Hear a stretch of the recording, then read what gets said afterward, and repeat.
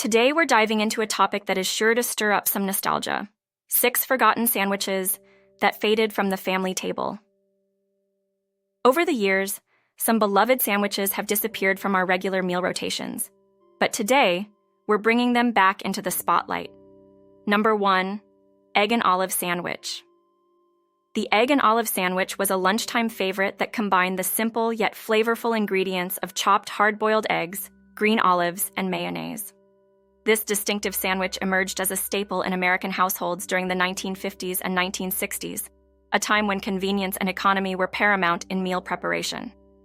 This sandwich's appeal lay in its savory and slightly tangy taste, with the olives adding a briny contrast to the creamy eggs and mayonnaise. Often, the olives used were of the green variety, pitted and finely chopped, which provided both texture and a burst of flavor. Some variations of the recipe included adding a touch of mustard or finely chopped celery to enhance the taste and crunch. The egg and olive sandwich became a go-to for many families not only because of its delicious taste, but also due to its ease of preparation. It could be made quickly with ingredients that were readily available in most kitchens. This made it a practical choice for busy mothers packing school lunches or for quick meals during hectic weekdays. During the 1950s and 1960s, the rise of convenience foods and the proliferation of kitchen gadgets such as the refrigerator and electric mixer made it easier to store and prepare such ingredients, further contributing to the sandwich's popularity. Magazines and cookbooks from this era often featured the egg and olive sandwich, showcasing it as both a wholesome and economical option. However, as culinary trends evolved and palates shifted towards more diverse and health-conscious choices, the egg and olive sandwich gradually faded from the family table. The decline of this sandwich also reflects broader changes in American food culture, where traditional recipes often give way to new dietary trends and international influences. Number 2, peanut butter and bacon sandwich. The peanut butter and bacon sandwich, an intriguing and delightful combination, found its way into the hearts and kitchens of many Americans in the 1930s. This sandwich, seemingly unusual, captivated taste buds with its unique blend of flavors. The salty, crispy bacon perfectly complemented the creamy, slightly sweet peanut butter, resulting in a satisfying and hearty meal. This juxtaposition of textures and tastes provided a novel experience that quickly became a beloved choice for lunches and snacks. During its heyday, this sandwich was more than just a food item. It represented the ingenuity and resourcefulness of American cooks during the Great Depression. With bacon and peanut butter being relatively affordable and accessible, families could create a filling meal without breaking the bank. The sandwich's simplicity and ease of preparation made it an ideal option for busy households, and its popularity soared as a result. Interestingly, the peanut butter and bacon sandwich also made occasional appearances in popular culture and cookbooks of the time. It was often featured in magazines and recipe collections that highlighted quick, economical meals. The combination of bacon, a staple of breakfast, with peanut butter, commonly associated with snacks and desserts, reflected a trend of culinary experimentation that defined the era. However, as dietary preferences and health trends evolved, the sandwich began to fade from everyday menus. The rise of health consciousness in the latter half of the 20th century saw a decline in the consumption of bacon and high-fat spreads like peanut butter, contributing to the sandwich's disappearance.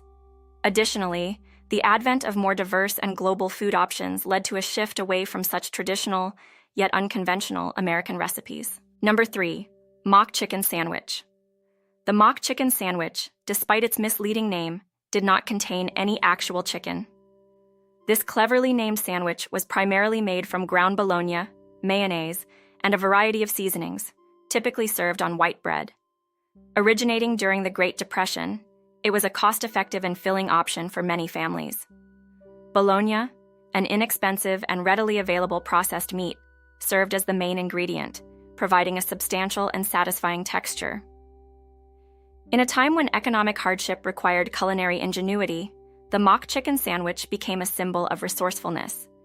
The combination of ground bologna and mayonnaise, sometimes with added mustard or pickle relish, created a mixture that mimicked the texture and look of shredded chicken. This made it an appealing and economical substitute for more expensive poultry. The ease of preparation and affordability of the ingredients meant that this sandwich could be quickly assembled, making it a practical choice for families trying to stretch their food budgets. Throughout the mid-20th century, this sandwich maintained its popularity, particularly in lunchboxes and at casual gatherings.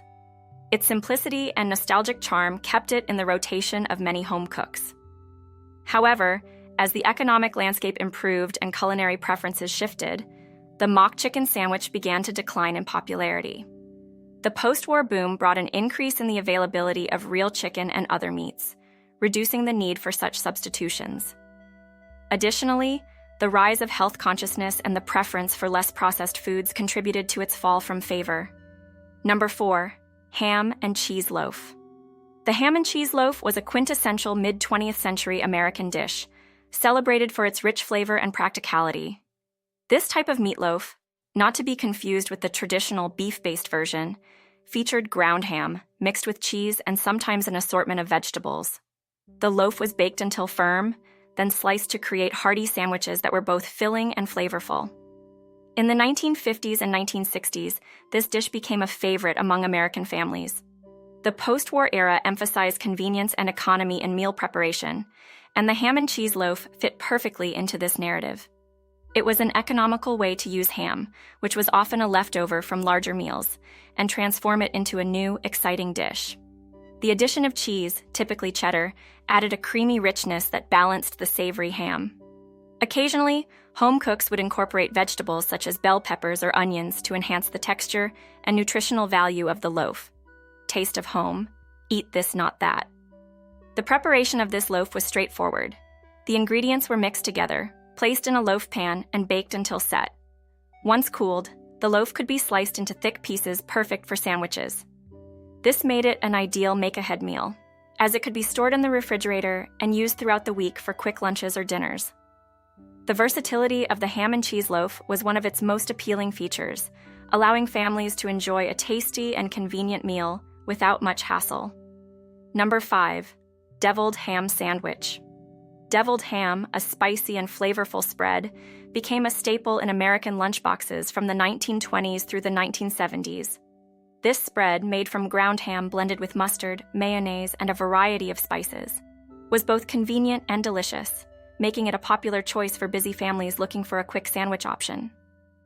The process of deviling, which involves adding hot seasonings, gave the spread its characteristic zesty kick that differentiated it from plain ham. The convenience of deviled ham cannot be overstated.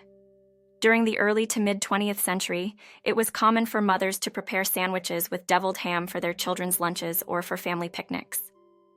Packaged versions of the spread, such as the iconic Underwood deviled ham, made it easy for households to keep this ready-to-use product on hand.